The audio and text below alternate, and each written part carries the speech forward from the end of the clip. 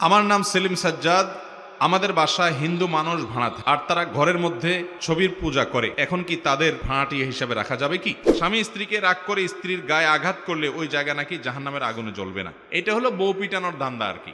Football খেলা বা cricket খেলা যদি টাকা পয়সা লেনদেন থাকায় জুয়া হয়, হারাম হয়ে যায়, তাহলে বিভিন্ন বই পাঠ প্রতিযোগিতা বা সিরাত পাঠ ইত্যাদি প্রতিযোগিতায় টাকা পয়সার লেনদেন যে হয় বা হার জিত আছে, এটা কিরকম হবে বা হারাম হবে কিনা? আমি যখন মসজিদে নামাজ আদায় করি, আমার সোজা সামনের কাতারে কোনো মানুষ থাকলে আমার মনে হতে থাকে আমি আল্লাহর বদলে ওই মানুষটিকেই সিজদা করছি, এবং যে কোনো অবস্থায়, বিশেষ করে সেটি নামাজে মনে মনে যখন আল্লাহকে স্মরণ করতে চাই, আল্লাহর জায়গা বিভিন্ন আলেমদের ছবি আমার সামনে ভেসে ওঠে এবং মনে হয় আল্লাহর জায়গায় তাদের অর্থাৎ আলেমদের স্থান দিচ্ছি। এই জঘন্য শিরকি চিন্তা থেকে বাঁচার উপায় কি? কোনোভাবেই এই চিন্তা থেকে মুক্ত হতে পারছি না। কার্যকরী কিছু উপায় বলে দিন। ভাইরা আমার, এটা বেশিরভাগ ইবলিসে করে, আমাদেরকে পেরেশান করার জন্য, অহেতুক পেরেশান করে। এটার থেকে বাঁচার উপায় হলো এটাকে পাত্তা না দেওয়া। নবী করিম সাল্লাল্লাহু আলাইহি সাল্লামের কাছে এই জাতীয় ওয়াসওয়াসা নিয়ে কেউ কোনো প্রশ্ন করলে তিনি বলতেন, তোমার কাজ হলো শয়তানকে পাত্তা না দেওয়া। শয়তানকে বলবা আল্লাহর সাথে আমি বুঝবো, তোমার এত টেনশন করার দরকার নেই। শয়তান আপনাকে অস্থির করে দেয়, পেরেশান করে দেয়। কারোর কথা মনে আসলে আপনি শিরক হয়ে যাবে। শিরক এত সস্তা না। আপনি ইবাদত নিবেদন করছেন আল্লাহকে, আপনার মনে যদি কোনো আলেমের চেহারা বেশি ওঠে, অথবা সামনে কেউ পিঠ দিয়ে আপনার দিকে অন্যদিকে ফিরে বসে আছে, সেখানে নামাজ পড়লে আপনার যদি নফসের ভিতরে মনের ভিতরে এটা আসে যে তাকে সিজদা করছি, তখন সাথে সাথে আপনি বিশ্বাস করবেন যে শয়তান হাজির হয়ে গেছে আমার মনটাকে অস্থির করার জন্য, পেরেশান করার জন্য, আমাদের মনোযোগকে অন্যদিকে নেওয়ার জন্য। অতএব তখন সাথে সাথে আপনি আরো এই কথা বিশ্বাস করবেন যে শয়তান আমাকে এটা বুঝাচ্ছে, অতএব এটাকে আমার কেয়ার করার কোনো দরকার নেই। আমার সিজদা আল্লাহর উদ্দেশ্য হচ্ছে, অতএব সে উদ্দেশ্যে আল্লাহ তাআলা কবুল করবেন। পাত্তা দিবেন না, দেখবেন আস্তে আস্তে এটা দূর হয়ে যাবে।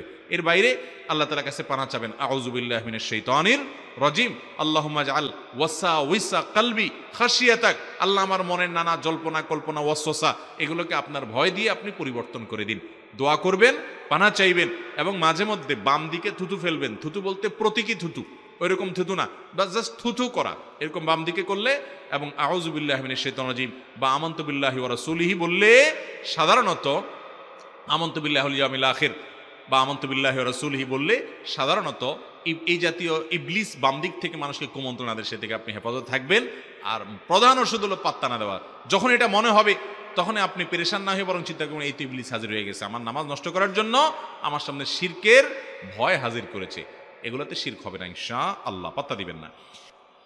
আমার নাম সেলিম সাজ্জাদ। আমাদের বাসায় হিন্দু মানুষ ভাড়া থাকে, আর তারা ঘরের মধ্যে ছবির পূজা করে। এখন কি তাদের ভাড়াটিয়া হিসাবে রাখা যাবে কি? গুরুত্বপূর্ণ একটি মাসআলা। ভিন্ন ধর্মাবলম্বী, হিন্দু হোক, খ্রিস্টান হোক, বৌদ্ধ হোক, তাদের কাছে আমরা বাসা ভাড়া দিতে পারবো কিনা, দোকান ভাড়া দিতে পারবো কিনা, ব্যবসা প্রতিষ্ঠান ভাড়া দিতে পারবো কিনা? এর উত্তর হলো, যদি সে বসবাস করার জন্য বাসা ভাড়া নেয়, তো এই বাসা ভাড়া দেওয়া আমাদের জন্য জায়েজ হবে। যদিও সে বাসার মধ্যে আল্লাহ ছাড়া অন্য কারোর উপাসনা করে, এটি তার বাসা ভাড়ার মূল উদ্দেশ্য না। মূল উদ্দেশ্য হলো তার বসবাস করা, পাশাপাশি সে এগুলো করে, তো এর দায়ভার বাড়ি মালিকের উপরে বর্তাবে না এবং তাকে বাসা ভাড়া দেওয়া জায়েজ হবে।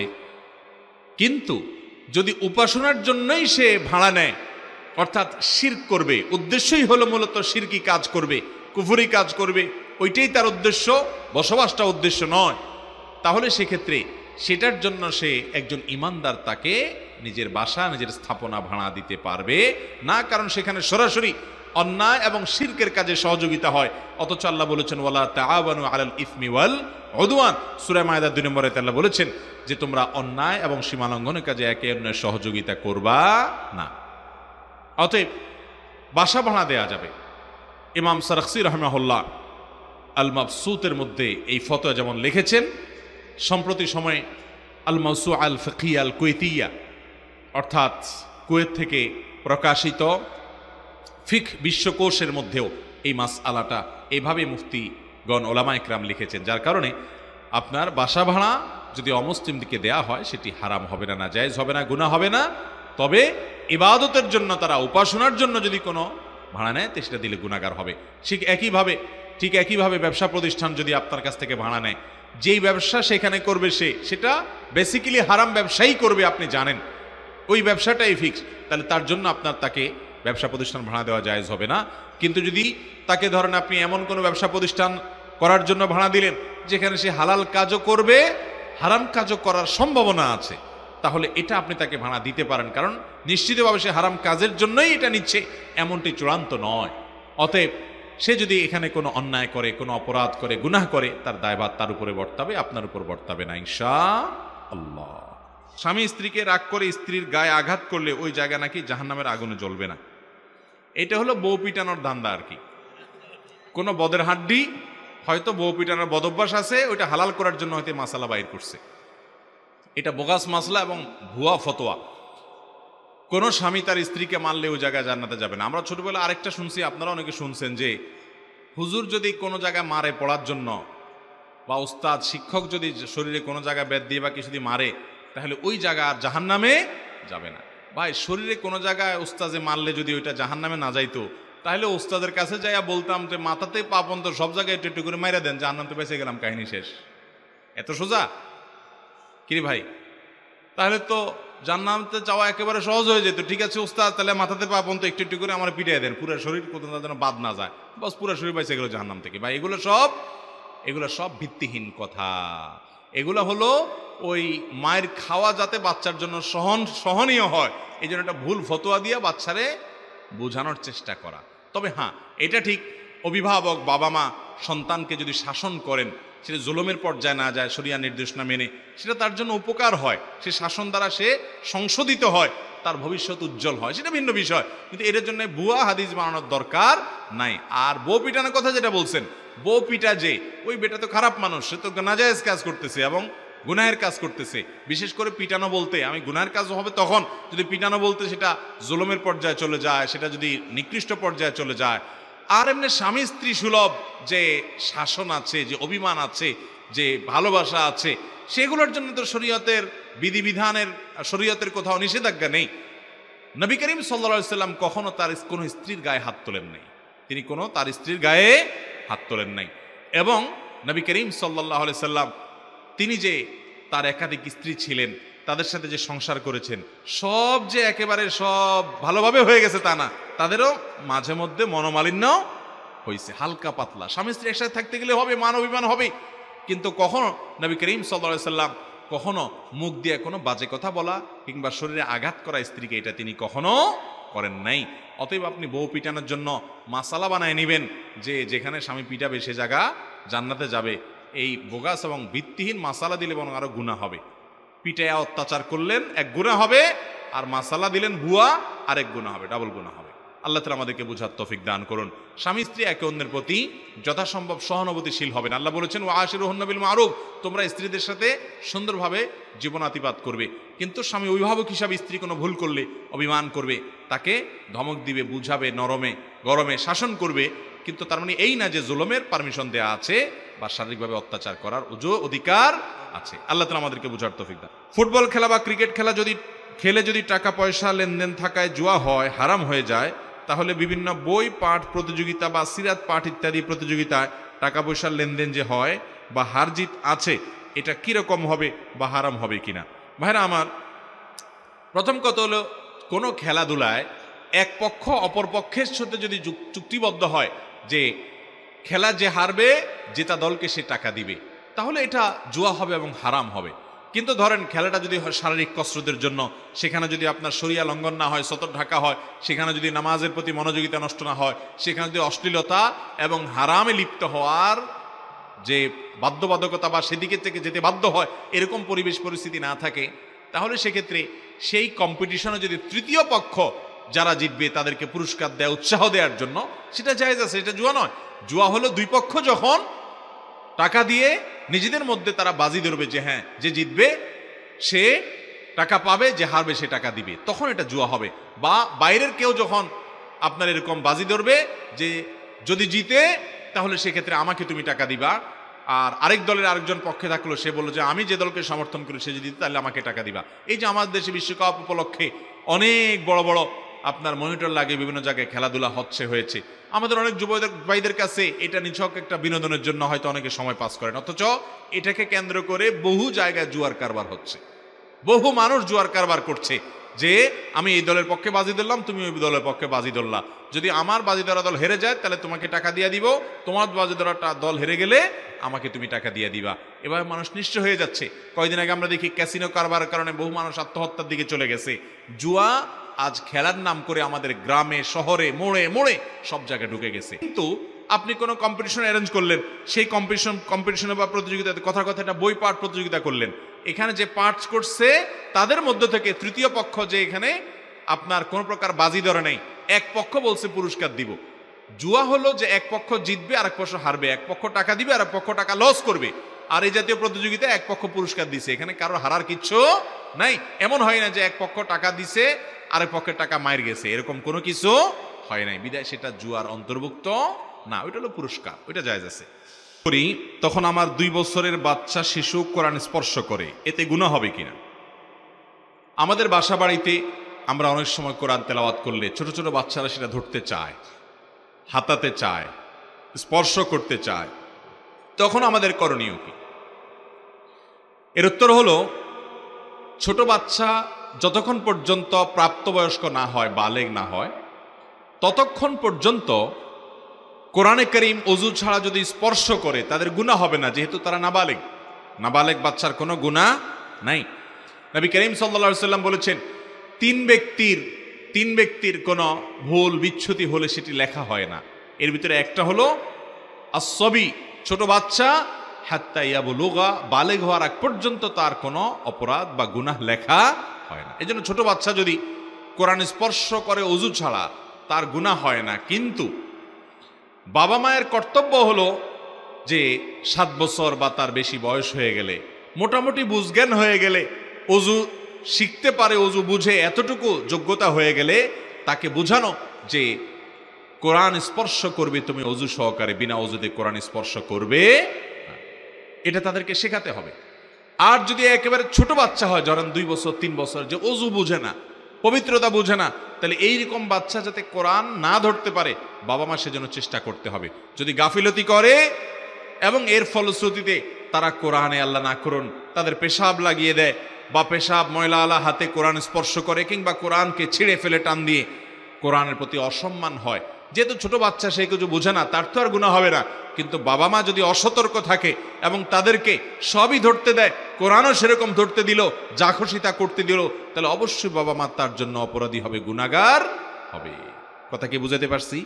তাহলে কোরআন এটা বাচ্চাদেরকে ধরতে দেওয়া যাবে যদি তারা 6-7 বছর, 8 বছর, 9 বছর হয়ে যায়, কোরআন তেলাওয়াত তারা শেখার চেষ্টা করতেছে, বুঝে, তখনও তাদেরকে ওযু করে যেন তারা কোরআন তেলাওয়াত করে সেটা শেখাতে হবে এবং সেটা বোঝাতে হবে।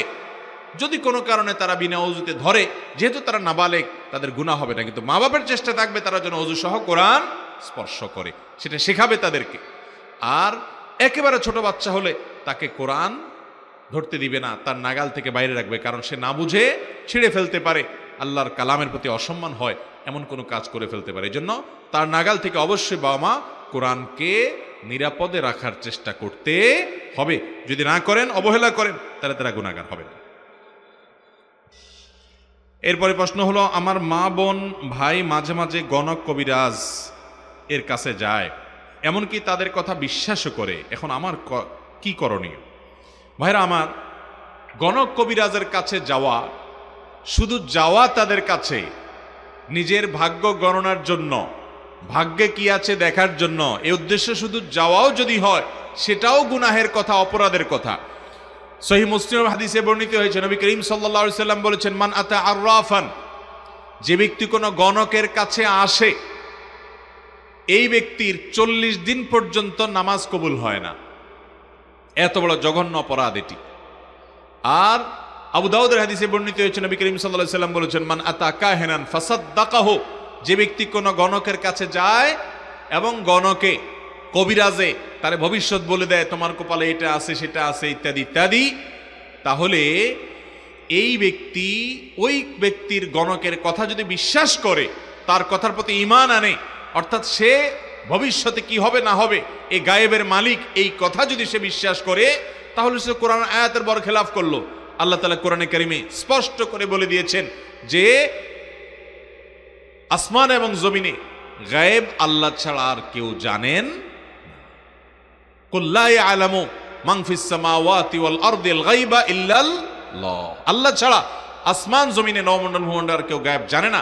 এই আয়াতের সে অস্বীকার করলো, আল্লাহ তাআলা আলিমুল গায়ব এটাকে সে অস্বীকার করলো, এই জন্য সে বেঈমান হয়ে যাবে। এবং নবী সাল্লাল্লাহু আলাইহি সাল্লাম বলেছেন ফাকাদ কাফারা, এই ব্যক্তি কুফরি করলো কিসের উপরে?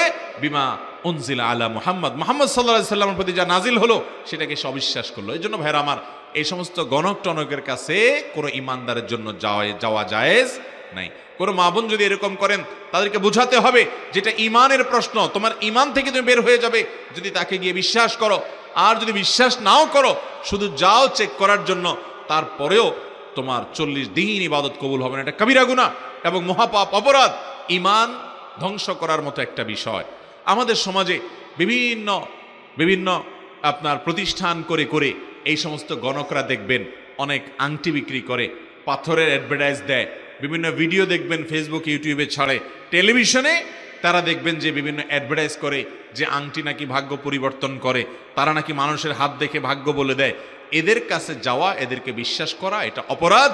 এবং একটা সভ্য সমাজে এই ধরনের আপনার অবৈজ্ঞানিক, এই ধরনের কুসংস্কার, এই ধরনের হাস্যকর এবং প্রতারণামূলক কর্মকাণ্ডকে কখনো বৈধ দেওয়া, এটা কখনো যৌক্তিক কাজ হতে পারে না।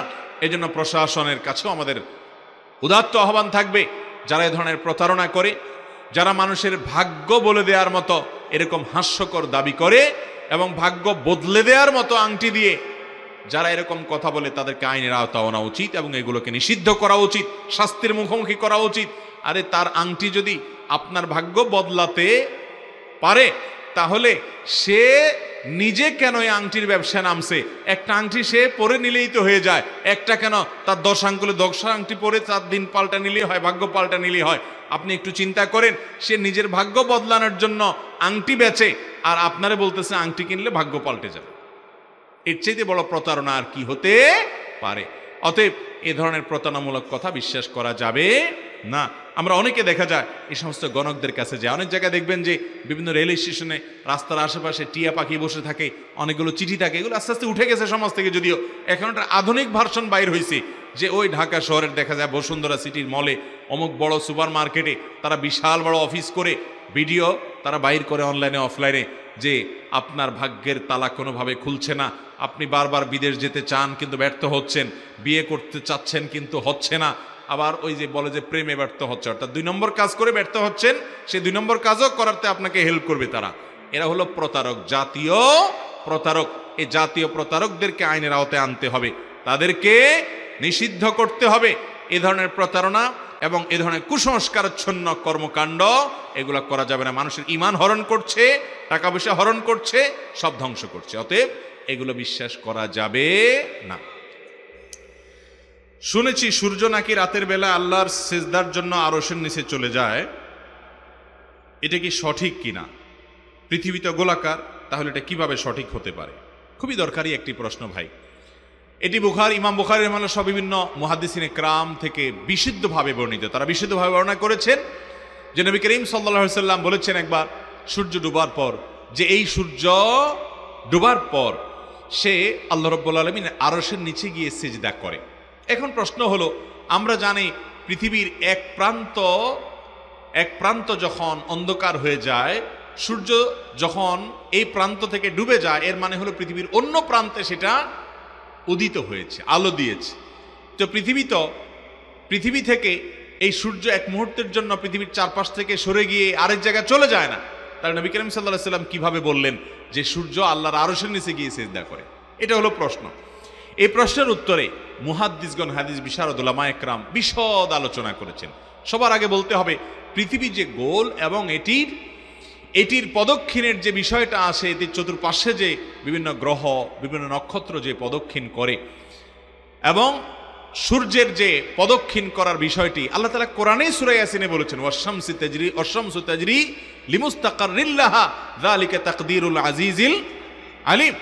আল্লাহ রাব্বুল আলামিন স্পষ্টভাবে জানিয়েছেন যে এই সূর্য প্রদক্ষিণ করে। অতএব এই সূর্য যে চতুর্পাশে ঘুরে বিভিন্ন নক্ষত্র গ্রহ যে মহাশূন্যে ঘুরতে থাকে, কোরআন তার বিবরণ দিয়েছে এবং মুসলিম বিশ্বের মনীষীগণ বহু আগে থেকে এটি স্বীকার করে আসছে। অতএব নবী করিম সাল্লাল্লাহু আলাইহি ওয়াসাল্লামের এই হাদিসকে কেউ আক্ষরিক অর্থে যদি বুঝতে চায় তাহলে সে বিভ্রান্তিতে পড়বে। তিনি যে বলেছেন সূর্য পৃথিবীর এক প্রান্তে যখন দেখা না যায়, ডুবে যায়, তখন সূর্য আল্লাহ রাব্বুল আলামিনের কাছে আল্লাহকে সিজদা নিবেদন করে। এটার রূপ কি হবে, কাইফিয়ত কি হবে? মুহাদ্দিস উলামা ইকরাম বলেছেন এটার কাইফিয়ত একমাত্র আল্লাহ তাআলা ভালো জানেন।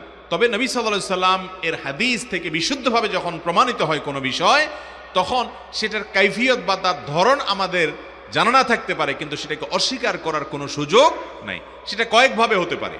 একটা ভাবে এরকম হতে পারে, অনেকগুলো ব্যাখ্যা মুহাদ্দিসিন ইকরাম দিয়েছেন। তার একটা এমন হতে পারে যে সূর্য তার কাজই করতে থাকে, কিন্তু তার মতো করে সে সিজদা করে। কারণ আপনারা জানেন আল্লাহ রাব্বুল আলামিনের জন্য জমিনের যত, ধরাপৃষ্ঠের যত সৃষ্টি আছে সকল সৃষ্টি আল্লাহকে সিজদা করে, কিন্তু প্রত্যেকের সিজদা হয় ভিন্ন ভিন্ন। একটা গাছ সিজদা করে, তার সিজদা হলো আল্লাহ রাব্বুল আলামিনের নির্দেশের আনুগত্য করা। আল্লাহ